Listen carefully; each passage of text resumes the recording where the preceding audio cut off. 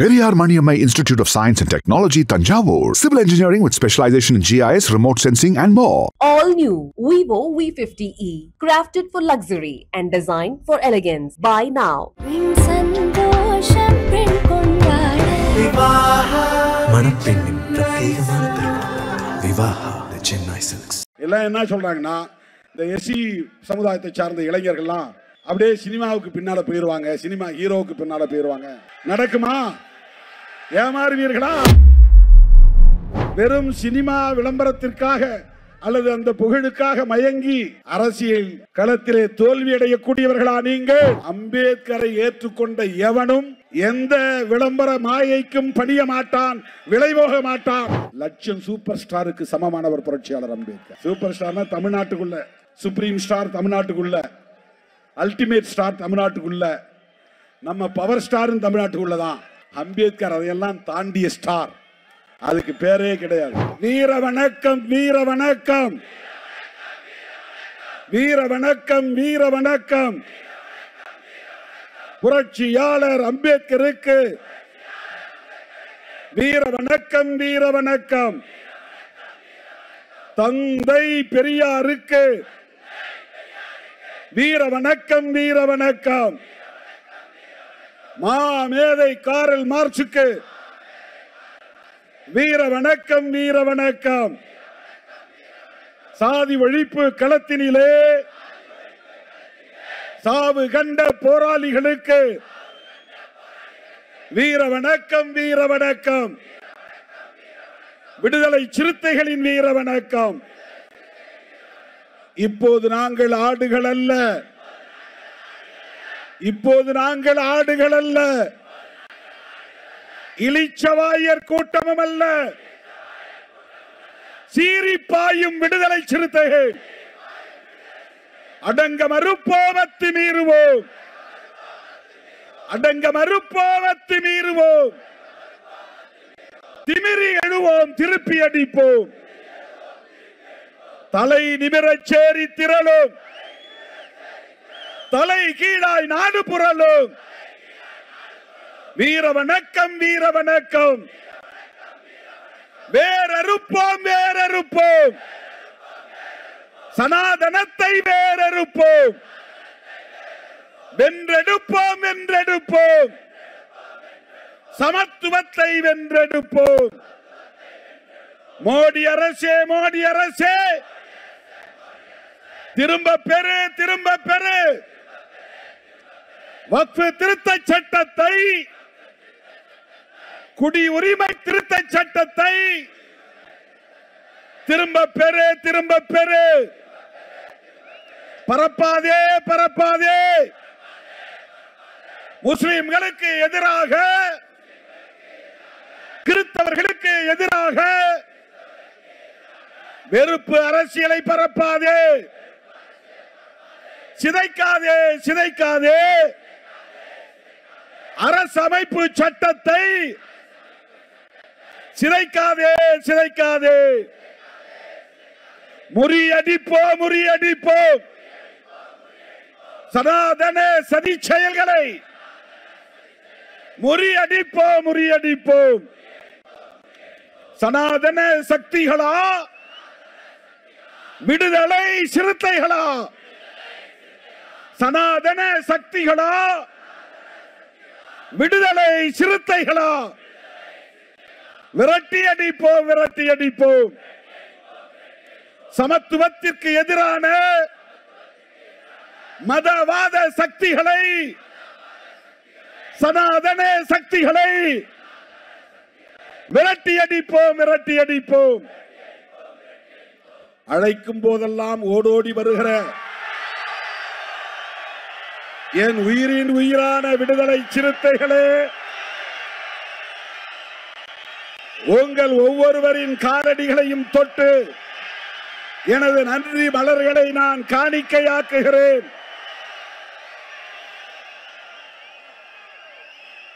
நாம் நடத்தி இருக்கிற இந்த பேரணி, பெருந்திரள் பேரணி, தமிழ்நாட்டு அரசியலில் மட்டுமல்ல, இந்திய அரசியலில் பேரதிர்வுகளை உருவாக்குகிற ஒரு பேரணி. தோழர்களை சொன்னதை போல எல்லோரும் தேர்தல் கணக்குகளை பற்றி பேசிக் கொண்டிருக்கிறார்கள். யார் எந்த கூட்டணி, நமக்கு அந்த கவலை இல்லை. எத்தனை இடங்கள் என்று பேசிக் கொண்டிருக்கிறார்கள், நமக்கு அந்த கவலை இல்லை. யார் முதலமைச்சர் என்று பேசிக் கொண்டிருக்கிறார்கள், நமக்கு அந்த கவலை இல்லை. விடுதலை சிறுத்தைகள் திமுகவிடம் சிக்கிக் கொண்டு தவிக்கிறது. அட அற்பர்களே, அரசியல் அறியாமையில் உழலும் அரைவேக்காடுகளே, தமிழ்நாட்டு அரசியலின் திசை வழியை தீர்மானிப்பவர்கள் விடுதலை சிறுத்தைகள். சொல்ல போனால் இந்திய தேசிய அரசியலையும் கூர்மைப்படுத்துகிறவர்கள் விடுதலை சிறுத்தைகள். இன்றைக்கு இந்திய அரசியலையே மதச்சார்பின்மைக்கு எதிரானவர்கள், மதச்சார்பின்மைக்கு ஆதரவானவர்கள் என்று கூர்மைப்படுத்துகிற அரசியலை விடுதலை சிறுத்தைகள் மட்டும்தான் முன்னெடுக்கிறது. இதன் வலிமையை உணராதவர்கள், திருமாவளவனுக்கு அரசியல் பண்ண தெரியல, பேரம் பேச தெரியல, பிளாக்மெயில் பண்ண தெரியல, துணை முதலமைச்சர் வேண்டும் என்று கேட்க மறுக்கிறார். முதலமைச்சர் பதவியை பற்றியே நாங்க கவலைப்படல, துணை முதலமைச்சர் பதவி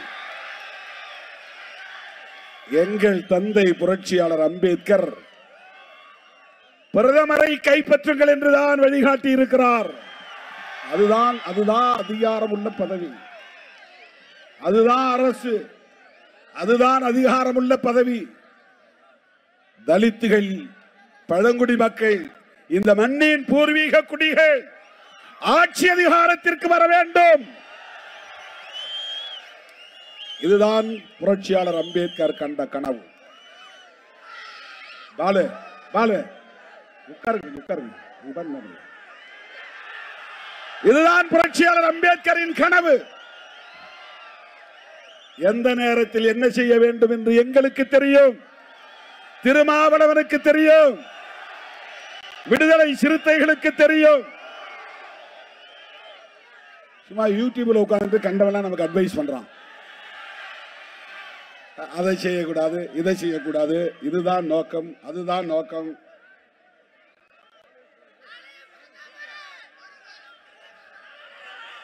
முப்பத்தஞ்சு வருஷம் இந்த அரசியல நாங்களும் கொட்டை போட்டுக்கிட்டு தான் இருக்கிறோம். பழந்தின்று கொட்டை போடுகிறவர்கள். 10 ஆண்டு காலம் தேர்தல் அரசியலை வேண்டாம் என்று அரசியல் செய்தவர்கள் நாங்கள். தம்பி இறங்க.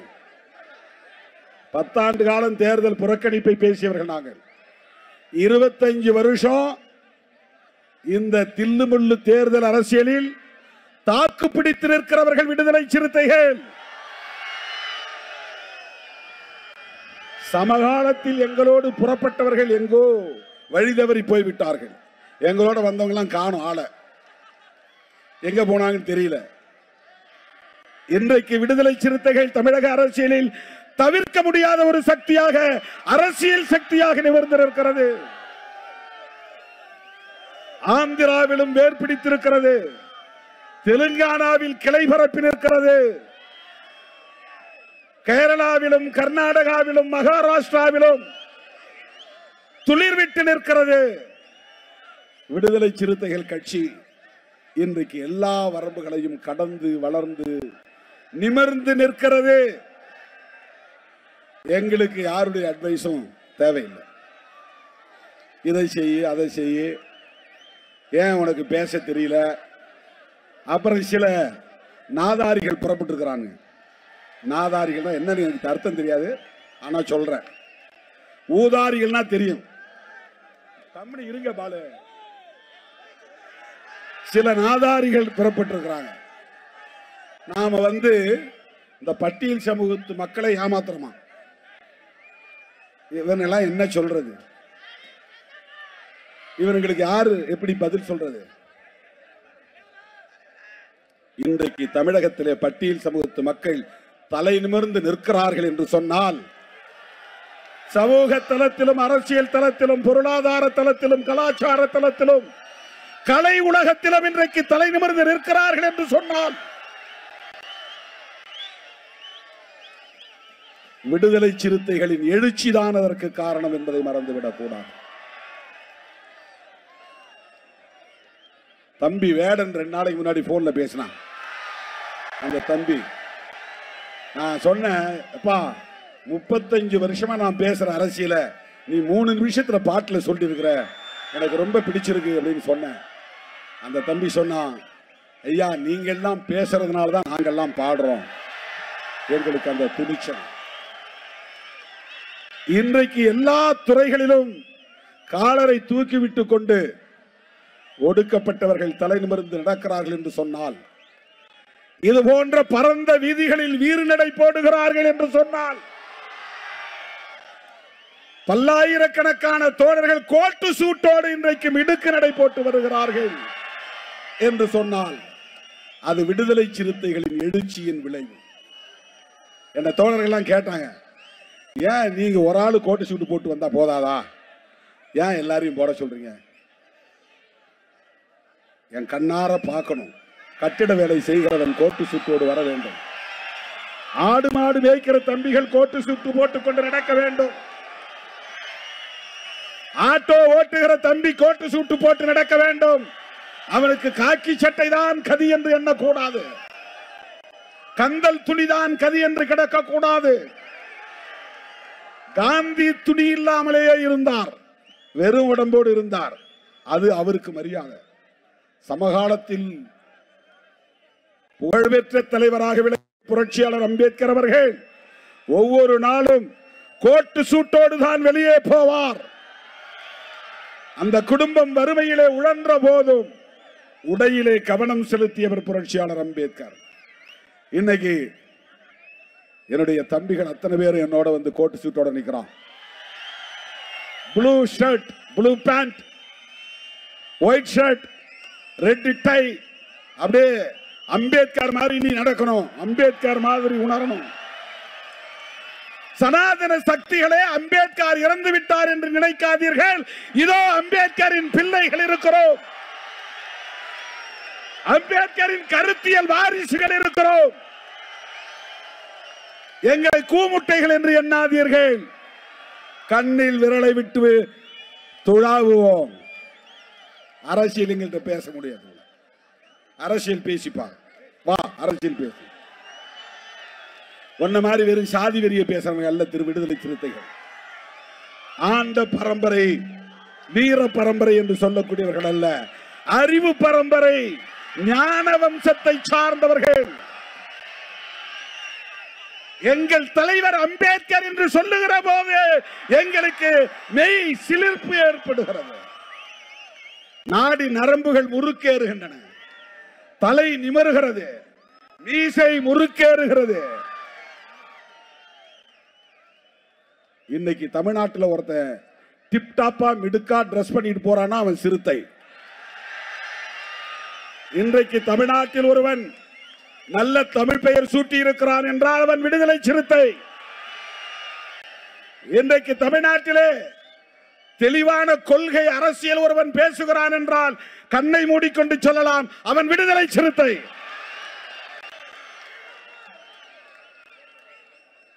எவ்வளவு தில்லுமுள்ளு அரசியல் என்பது உங்களுக்கு தெரியும். இதே திருச்சியில இந்த பேரணி நடத்துறதுக்கு முதல்ல அனுமதி இல்லைன்னு சொல்லிட்டாங்க. நாம ஆளுங்கட்சி கூட்டணியில தான் இருக்கிறோம். காவல்துறை சொன்னாங்க, எங்களுக்கு அனுமதி தர சொல்லி மேலிடத்துல இருந்து எந்த இன்ஸ்ட்ரக்ஷன் வரல, அனுமதி இல்லைன்னாங்க. தமிழ்நாடு முழுக்க இன்னைக்கு காவல்துறை உயர் நீதிமன்றத்தில் வந்த தீர்ப்பு, கொடிக்கம்பங்களெல்லாம் வெளியேற்றணும், இடிக்கணும், அப்புறப்படுத்தணும். மற்ற கட்சி கொடிக்கம்பங்கள்லாம் அப்படியே இருக்கு. போலீஸுக்கும் ஹைவேஸுக்கும் இதுதான் ஒரு வாய்ப்புன்னு உடனே இறங்கிட்டான் களத்துல. சிறுத்தைகள் கொடியெல்லாம் இடிடான்றான். இவ்வளவு நெருக்கடிகளை தாங்கிக் கொண்டு இந்த களத்திலே நிற்கிற இயக்கம் விடுதலை சிறுத்தைகள் கட்சி. கொடியேற்ற முடியவில்லை. பொதுக்கூட்டம் நடத்த முடியவில்லை, பேரணி நடத்த முடியவில்லை, மாநாடு நடத்த முடியவில்லை. இப்படியெல்லாம் நெருக்கடிகள் 25 ஆண்டுகளாக.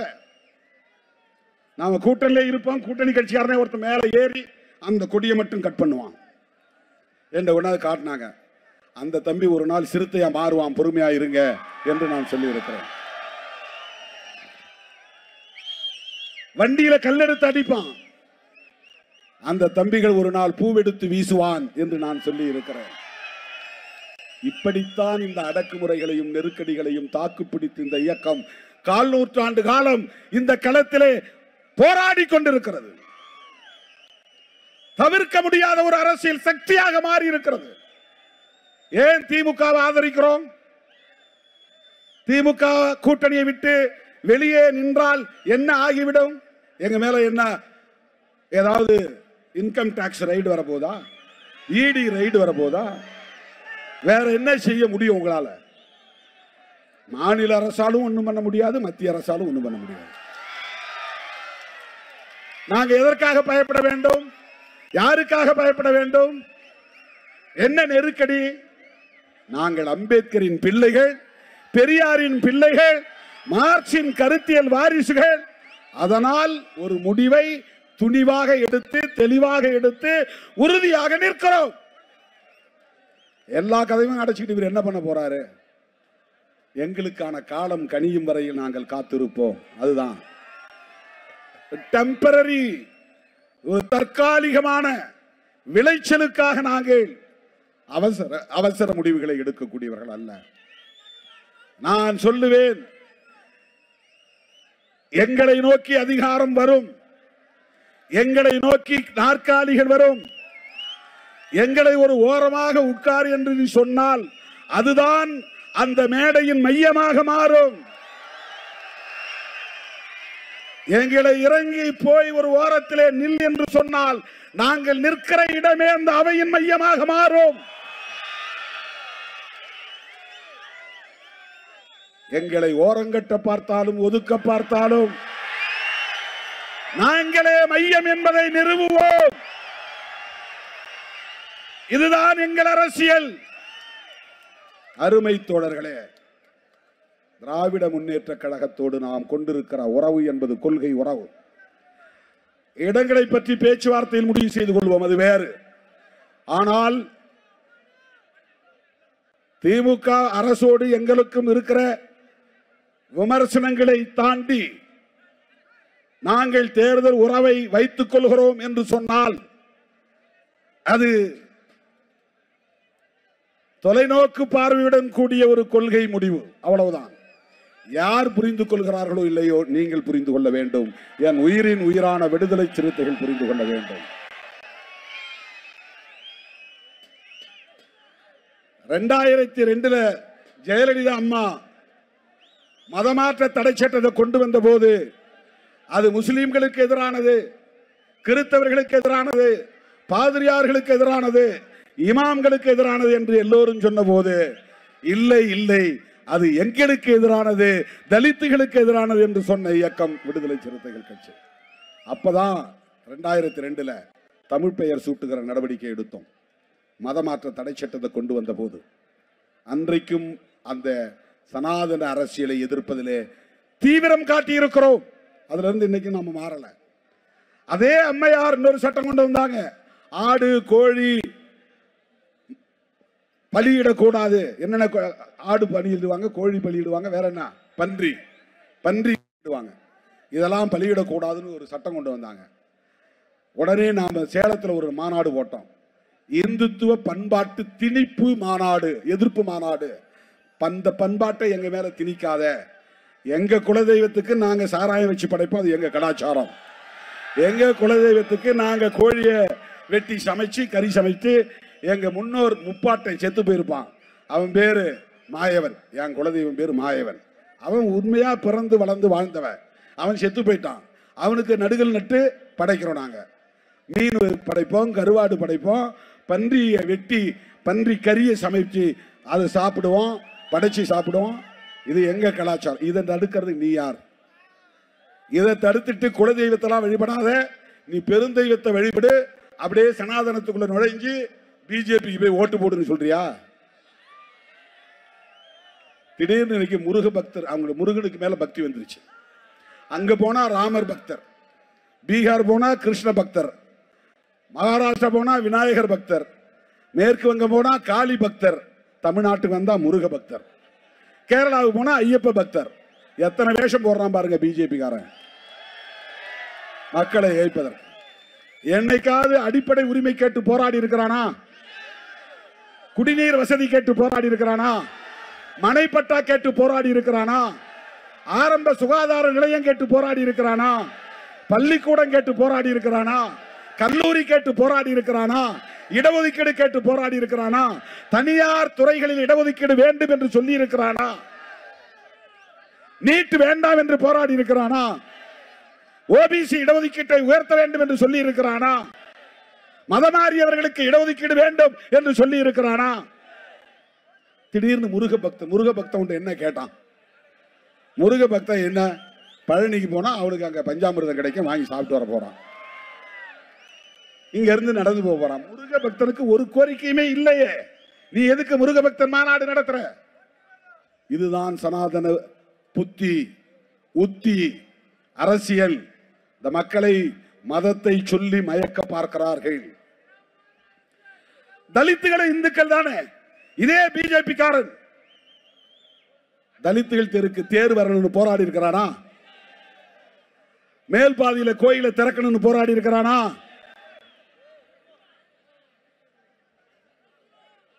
சாதிய வன்கொடுமைகள் கூடாது என்று போராடி இருக்கிறானா? சேரிகளை கொளுத்தும் போது கண்டித்திருக்கிறானா? இங்க வேப்பந்தட்டில கோர்ட் ஜட்ஜ்மெண்ட் கொடுத்துட்டான், ஸ்டே கொடுத்துட்டான். ஒரு 100 மீட்டர் எஸ்சி தெருவுக்கு தேர் வரட்டும்ன்றான். முடியாதுன்னு கலெக்டர் சேர்ந்து தீர்மானம் போடுறான். கலெக்டர் போலீஸ் எல்லாம் சேர்ந்து பழையபடி எப்படி இருந்ததோ அப்படியே இரு. இது என்ன தீர்மானம்? இது கடந்த காலத்தில் எப்படி இருந்ததோ அப்படியே இரு. அப்படியே இருன்னு சொல்றதுக்கு தான் அரசமைப்பு சட்டத்தை நீர்த்து போக செய்கிற வேலையை செய்யறாங்க. அவன் என்ன சொல்லியிருக்கணும்? ஐஏஎஸ் படித்த ஒரு அதிகாரி. அந்த காலம் வேற, 1945க்கு முன்ன இருந்தது வேற, 1950க்கு முன்ன இருந்த இந்தியா வேற, 50க்கு பின்னால இருக்கிற இந்தியா அம்பேத்கர் இந்தியா. 50க்கு முன்னால இருந்த இந்தியா மனு இந்தியா. அது மனு இந்தியா. மனுவை வீழ்த்துவதற்கு புறப்பட்டு வந்தவர் தான் புரட்சியாளர் அம்பேத்கர். அவ எழுதின சட்டம் மனு சாஸ்திரம், புரட்சியாளர் அம்பேத்கர் எழுதின சட்டம் கான்ஸ்டிடியூஷன். 50க்கு பின்னால் இருக்கிற இந்தியா அம்பேத்கர் இந்தியா. இந்த இந்தியாவில் 100 மீட்டர் தேர கொண்டு வர மாட்டேன்னு நீ சொல்றனா, நீ எதுக்கு ஐஏஎஸ் படிச்ச? நீ எதுக்கு ஐபிஎஸ் படிச்ச? பாத்தீங்களா, இயற்கை நமக்கு ஒத்துழைப்பு தருதா இல்லையா? போயிருச்சு. நீங்க டிவைடர்ல ஏறினதுனால தான் லைட் எல்லாம் கட் பண்ணிட்டாங்க. இல்லைன்னா லைட் நமக்கு வந்திருக்கும், வெளிச்சம் நல்லா இருந்திருக்கும். தோழர்களே, இப்படி தலித்துகள் இந்துக்களாக இருந்தாலும் கூட தலித்துகளின் உரிமைகளுக்காக போராடாதவர்கள் தான் பிஜேபி காரர்கள். அந்த பிஜேபியினுடைய செயல் திட்டத்தை நடைமுறைப்படுத்துறதுக்கு பல பேர் பல வேஷம் போடுறாங்க. பல வேஷம் போடுறாங்க. சில பேர் சினிமா புகழோடு வந்திருக்கிறாங்க, ஹீரோ என்கிற அந்த வேஷத்தோட வந்திருக்கிறாங்க. நாம எச்சரிக்கையா இருக்கணும். எல்லாம் என்ன சொல்றாங்கன்னா, இந்த எஸ்சி சமுதாயத்தை சார்ந்த இளைஞர்கள்லாம் அப்படியே சினிமாவுக்கு பின்னால போயிருவாங்க, சினிமா ஹீரோவுக்கு பின்னால போயிருவாங்க. நடக்குமா? ஏமாறுவீர்களா? அப்படி வெறும் சினிமா விளம்பரத்திற்காக அல்லது அந்த புகழுக்காக மயங்கி அரசியல் களத்திலே தோல்வி அடையக்கூடியவர்களா நீங்கள்? நான் சொன்ன அம்பேத்கரை ஏற்றுக்கொண்ட எவனும் எந்த விளம்பர மாயைக்கும் பணிய மாட்டான், விளைவோக மாட்டான். அம்பேத்கர் அரசியலே வேற, அதை அவங்களால புரிஞ்சிக்கவே முடியாது. இன்றைக்கும் அம்பேத்கர் சொன்னால் கோடி மக்கள் குரல் எழுப்புவார்கள், கூச்சல் எழுப்புவார்கள். இந்தியா முழுக்க உலகம் முழுக்க சினிமாக்காரங்களுக்கு அந்தந்த ஏரியாவில் தான் கோஷம் வரும், கூட்டம் வரும். அப்படின்னா அம்பேத்கர் லட்சம் மடங்கு ஹீரோ. அவர் நீ 100 படத்துக்கு ஹீரோவா இருப்ப. அம்பேத்கர் இறந்தது 56. இன்னைக்கு நீங்க கலிபோர்னியாவில் போய் அம்பேத்கர் சொல்லுங்க, அப்படியே எழுந்திருப்பான் ஒரு 100 பேர். ஜெய் பீம், ஜெய் பீம் அப்படின்னு முழங்குவாங்க. இந்த முழக்கத்துக்கு எவ்வளவு பெரிய ஈர்ப்பு. லட்சம் சூப்பர் ஸ்டாருக்கு சமமானவர் புரட்சியாளர் அம்பேத்கர். சூப்பர் ஸ்டார்னா தமிழ்நாட்டுக்குள்ள, சுப்ரீம் ஸ்டார் தமிழ்நாட்டுக்குள்ள, அல்டிமேட் ஸ்டார் தமிழ்நாட்டுக்குள்ள, நம்ம பவர் ஸ்டார் தமிழ்நாட்டுக்குள்ளதான். அம்பேத்கர் அதையெல்லாம் தாண்டிய ஸ்டார், அதுக்கு பேரே கிடையாது. அந்த அம்பேத்கரை தலைவராக ஏற்றுக்கொண்ட எம் உயிரின் உயிரான விடுதலை சிறுத்தைகள் ஒரு ஓட்டு சிதறாது. சிறுத்தைகள் எப்பக்கமோ அப்பக்கம்தான் வெற்றி. சிறுத்தைகள் எப்பக்கமோ அப்பக்கம்தான் ஆட்சி. அதை தீர்மானிக்கக்கூடிய வல்லமை படைத்தவர்கள் விடுதலை சிறுத்தைகள். இதை நான் ஆணவத்தோடு சொல்லவில்லை, அகந்தையோடு சொல்லவில்லை, அரசியல் பேரத்திற்காக முன்னோட்டமாக சொல்லவில்லை, யதார்த்தத்தை சொல்லுகிறேன். அருமை தோழர்களே, அப்படிப்பட்ட இந்த இயக்கம் இன்றைக்கு தேர்தலை பற்றி கவலைப்படாமல் தேசத்தை பற்றி கவலைப்படுகிறது. அதுதான் இந்த பேரணி, அதற்கான சாட்சி தான் இந்த பேரணி. வாங்கன்னு தான் கூப்பிட்டேன். எங்கிருந்துதான் இப்படி கிளம்பினீர்களோ இன்னும் வந்து கொண்டே இருக்கிறார்கள்.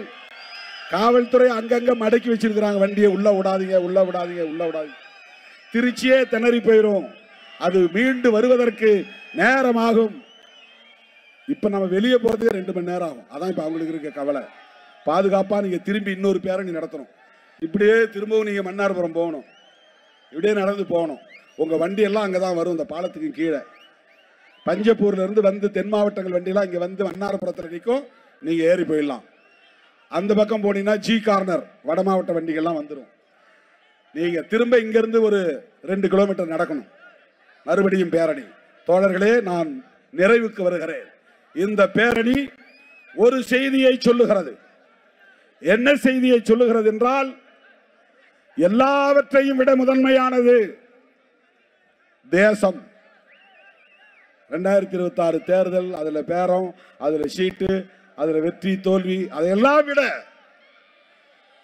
கூட்டணி கணக்குகள் எல்லாவற்றையும் விட தேசம் முதன்மையானது. அந்த தேசத்தை கட்டமைக்க வேண்டும் என்றால், அம்பேத்கர் தேசத்தை கட்டமைக்க வேண்டும் என்றால், அவர் வகுத்தளித்த அரசமைப்பு சட்டத்தை பாதுகாக்க வேண்டும்.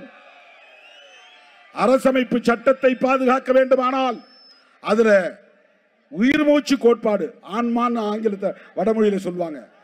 கான்ஸ்டிடியூஷனுடைய ஆன்மா, ஆன்மானா உயிர் மூச்சு.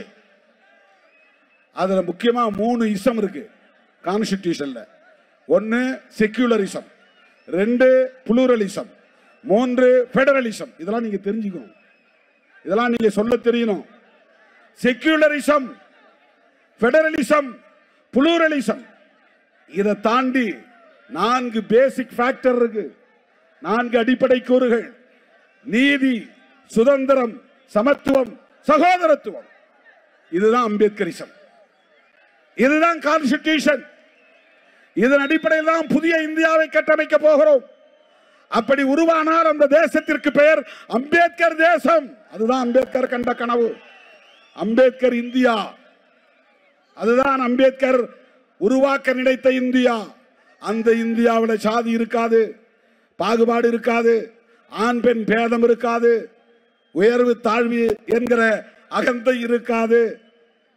உயர்ந்த சாதிதான் நாங்கள் என்று சொல்லுகிற இருமாப்பு இருக்காது. எல்லாம் சகோதரர்களாக நாம் வாழ்வோம். இஸ்லாமியர்கள் எங்கள் சொந்தம், கிறிஸ்தவர்கள் எங்கள் சொந்தம், இந்துக்கள் எங்கள் சொந்தம், சமணர்கள் எங்கள் சொந்தம், சீக்கியர்கள் எங்கள் சொந்தம், பௌத்தர்கள் எங்கள் சொந்தம். யாதும் ஊரே யாவரும் கேளீர். அப்படி ஒரு இந்தியாவை நாம் கட்டமைக்க வேண்டுமானால் அரசமைப்பு சட்டத்தின் உயிர் மூச்சு கோட்பாடுகளில் ஒன்றான செக்யூலரிசம் என்பது பாதுகாக்கப்பட வேண்டும். அதைத்தான் செக்யூலரிசம் என்பதை நாம் என்ன சொல்லுகிறோம் என்றால், எந்த மதத்தையும் சார்ந்திருக்க கூடாது என்பது மட்டுமல்ல, எந்த மதத்தையும் எதிர்க்க கூடாது, எந்த மதத்திற்கும் எதிரான பகையை வளர்க்க கூடாது. அதுதான் செக்யூலரிசம். இன்னைக்கு இந்த அரசு என்ன பண்றாங்க தெரியுமா? நீ இந்து மதத்துக்கு ஆதரவா பேசு, முருக பக்தர் மாநாடு நடத்து, ஐயப்பன் மாநாடு நடத்து, அது பிரச்சனை இல்லை. ஆனால் அவன் செய்யக்கூடிய மிக முக்கியமான முரண்பாடான அரசியல் என்னவென்றால், முஸ்லிம்களையும் கிறிஸ்தவர்களையும் இந்த தேசத்தின் அந்நியர்களாக காட்டுகிறார்கள், பகைவர்களாக காட்டுகிறார்கள், எதிரிகளாக நிறுத்துகிறார்கள். எந்த மதத்திற்கு எதிராகவும் செயல்படக்கூடாது. சட்டம் முஸ்லிம்களுக்கு எதிரானது. உறுப்பு எண் 370 நீக்கம் முஸ்லிம்களுக்கு எதிரானது. முத்தலாக் திருத்த சட்டம் முஸ்லிம்களுக்கு எதிரானது. கோல்வாக்கர் மேல தனிப்பட்ட வெறுப்பு கிடையாது. அம்பேத்கர் அரசியலை பேசினா ஒன்னு அம்பலப்படுத்த வேண்டியிருக்கு. அம்பேத்கர் அரசியலை பேசினால் பிஜேபியை வேண்டாம் என்று சொல்ல வேண்டியிருக்கிறது. அம்பேத்கர் அரசியலை பேசினால் தமிழ்நாட்டில் இருந்து விரட்டி அடிக்க வேண்டிய தேவை வருகிறது. இந்தியாவில் இருந்தே விரட்டி அடிக்க வேண்டிய தேவை வருகிறது. அதுக்கு நான் காரணம் இல்லை, நான் உள்வாங்கிக் கொண்ட அம்பேத்கர் அரசியல் தான் காரணம். அம்பேத்கர் அரசியல் தான் காரணம். அந்த அரசியலின் அடிப்படையில் தான் தோழர்களே இந்த தேர்தல் கணக்குகள் போடும் சூழலில் நாம் தேசத்தின் நலன்களை முன்னிறுத்துகிறோம். எனவே இந்த மாபெரும் பேரணியின் மூலம் நாம் சொல்லுகிற மெசேஜ், மதம் மக்களுக்கானதே தவிர அரசுக்கானதல்ல. அதனால் செக்யூலரிசம், அம்பேத்கர், நேரு, காந்தி எல்லோரும் சேர்ந்து இந்த அரசுக்கு மதம் வேண்டாம் முடிவு பண்ணாங்க. இந்து மதத்தை அறிவிக்கலாம், அதான் பிஜேபி சொல்றான், ஆர்எஸ்எஸ் சொல்றான், எல்லாரும் சொல்றான். இந்து மதத்துல டிஸ்கிரிமினேஷன் இல்லைன்னு சொல்லுங்க, சகோதரத்துவம் இருக்குன்னு சொல்லுங்க. நாம் எல்லாம் சகோதரர் வந்து நாளைக்கு கட்டி பிடிக்க தயாரா? கட்டி பிடிக்க தயாரான்னு தான் கேட்கிற. இதையே திருச்சி பேசுவாங்க. திருமாவளவன் வேற மாதிரி பேசினாரும்பான், பரப்புவாங்க. அண்ணன் தம்பியாய் கட்டி பிடிக்க உன்னால் முடியுமா? என்னையும் ஒரு சகோதரனாக உன்னால் ஏற்றுக்கொள்ள முடியுமா? இந்து மதத்தில் சகோதரத்துவம் உண்டு, திருமாவளவன் எங்களோடு இணைய வேண்டும் என்று சொல்லுகிற துணிச்சல் உங்களுக்கு உண்டா? பிரச்சனை அதுதான். நோ ஃப்ரெட்டர்னிட்டி, சகோதரத்துவம் இல்லை. அதனால இந்தியாவின் அரச மதமாக இந்து மதத்தை அறிவிக்க முடியாது, முஸ்லீமை அறிவிக்க முடியாது, இஸ்லாத்தை அறிவிக்க முடியாது, அது வெளிநாட்டில் தோன்றிய மதம். கிறிஸ்தவத்தை அறிவிக்க முடியாது, அது வெளிநாட்டில் தோன்றிய மதம். சமணத்தை அறிவிக்க முடியாது, அது சின்ன மதம். பௌத்தத்தை அறிவிக்க முடியாது, அது கண்ணால பார்க்க முடியாத ஒரு மதம். பூத கண்ணாடி வச்சுதான் பார்க்கணும். 50 லட்சம் பேரோ 1 கோடி பேரோ இருக்கிறாங்க 140 கோடி பேர்ல. அது மதம் அழிஞ்சு போச்சு. ஒரு காலத்துல ஓஹோன்னு இருந்தது. மதத்தை அறிவிக்க முடியாது. சீக்கியத்தை அறிவிக்க முடியுமா? அறிவிக்க முடியாது, சின்ன மதம். பார்சி மதத்தை அறிவிக்க முடியுமா? அது வெளிநாட்டு மதம். அறிவிச்சா இந்து மதத்தை அறிவிக்க முடியும். இந்து மதத்துல சகோதரத்துவம் இல்லையே, இந்து மதத்தில் அண்ணன் தம்பி உறவாடல் இல்லையே. அதனால் தானே அம்பேத்கர் வேண்டாம் என்றார். அதற்குத்தானே காந்தி ஒத்துக்கொண்டார். அதைத்தானே நேரு ஏற்றுக்கொண்டார். அதைத்தானே சர்தார் பட்டேலும் வழிமொழிந்தார். அதனால் தானே இந்த அரசமைப்பு சட்டம், அதனால் தானே நம்முடைய அரசு செக்யூலர் ஸ்டேட். இதை தகர்ப்பதற்காகத்தான் தோழர்களே பிஜேபி முயல்கிறது. என்ன அர்த்தம்? வக்ஃப் திருத்த சட்டம் முஸ்லிம்களுக்கு எதிரானது, கடந்து போக முடியுமா? குடியுரிமை திருத்த சட்டம் முஸ்லிம்களுக்கு மட்டும்தான் எதிரானது என்று கடந்து போக முடியுமா? நீங்கள் செய்கிற ஒவ்வொரு செயலும், எடுத்து வைக்கிற ஒவ்வொரு அடியும் எங்கள் தலைவர் புரட்சியாளர் அம்பேத்கர் வகுத்தளித்த அரசமைப்பு சட்டத்திற்கு எதிரான தாக்குதல். எப்படி பொறுத்துக் கொள்ள முடியும்? ஒருபோதும் அனுமதிக்க மாட்டோம். அரசமைப்பு சட்டத்தின் மீதான தாக்குதலை அம்பலப்படுத்துவோம். அவன் எவ்வளவு டாக்டிக்ஸா தந்திரமா பண்றான் பாருங்க. அம்பேத்கருக்கு ஜெயந்தி கொண்டாடுவான், அம்பேத்கருக்கு சிலை அமைப்பான், அம்பேத்கர் பிறந்தநாள் கொண்டாடுவான், அம்பேத்கரை போற்றி புகழ்வான். ஆனால் அம்பேத்கர் எழுதிய சட்டத்தை குப்பையிலே தூக்கி வீசுவான், காலில் போட்டு மிதிப்பான். இதுதான் சங்க பரிவாரங்களின் நடவடிக்கைகள். என் உயிரின் உயிரான விடுதலை சிறுத்தைகளே,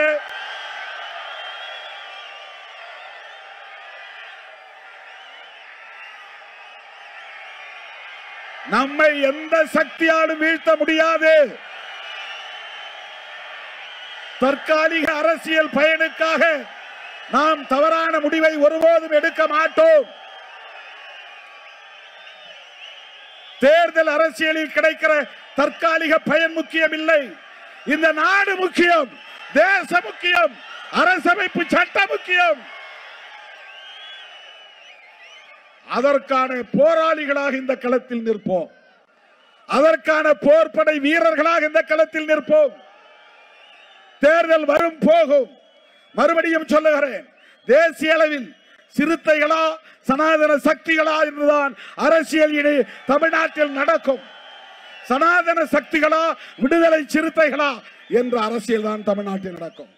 அதற்கு தயாராகும் என்று சொல்லி என் அழைப்பை ஏற்று ஓடோடி வந்த என் உயிரின் உயிரான விடுதலை சிறுத்தைகள் அனைவருக்கும் என்னுடைய நெஞ்சார்ந்த நன்றியை தெரிவித்து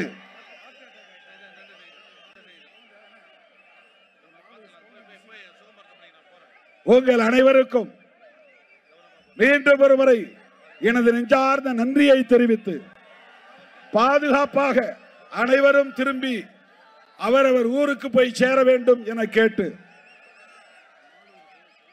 இந்த மகிழ்ச்சி தொடர்ந்து நீடிக்காத வகையில் வந்திருக்கிற ஒரு துக்க செய்தி. காட்டுமன்னார்குடி எய்யலூர் கிராமத்தை சார்ந்த தம்பி பிரபாகரன் பேரணியில் நடந்து வருகிற போதே மாரடைப்பு ஏற்பட்டு காலமாகி இருக்கிறார். தம்பி பிரபாகரனுக்கு அனைவரும் எழுந்து நின்று ஒரு சில நொடிகள் அமைதி காத்து வீர வணக்கம் செலுத்துவோம். அனைவரும் எழுந்து நிற்கவும். நீங்க பாதுகாப்பா போனோம், அமைதியா இருங்க.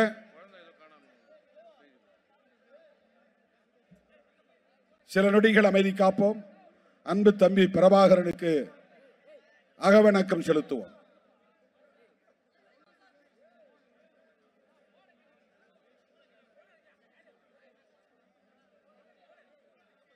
வீர வணக்கம், வீர வணக்கம். அன்பு தம்பி பிரபாகரனுக்கு, காட்டுமன்னார்குடி பிரபாகரனுக்கு வீர வணக்கம், வீர வணக்கம். விடுதலை சிறுத்தைகளின் வீர வணக்கம். அதே போல மணப்பாறையை சார்ந்த ஆவாரம்பட்டி நிகில் வடிவேல் அவர்களின் பையன், 4 வயசு பையன், எங்கே இந்த கூட்டத்தில் நான் அதனால தான் பிள்ளைங்கள்லாம் அழைச்சிட்டு வராதீங்கன்னு சொன்னேன். எங்கேயாவது நின்னாங்கன்னா அவங்க அப்பாவுக்கு உடனே தொடர்பு கொள்ளுங்க. 904 90 43 99 90 71 90 43 99 90 71 இந்த நம்பருக்கு ஃபோன் அடித்து இந்த குழந்தை எங்கேயாவது நின்னா உடனே அவங்கள தொடர்பு கொண்டு சொல்லணும். உடனடியாக அந்த குழந்தையை தந்தையிடம் ஒப்படைக்க வேண்டும் என கேட்டுக்கொள்கிறேன்.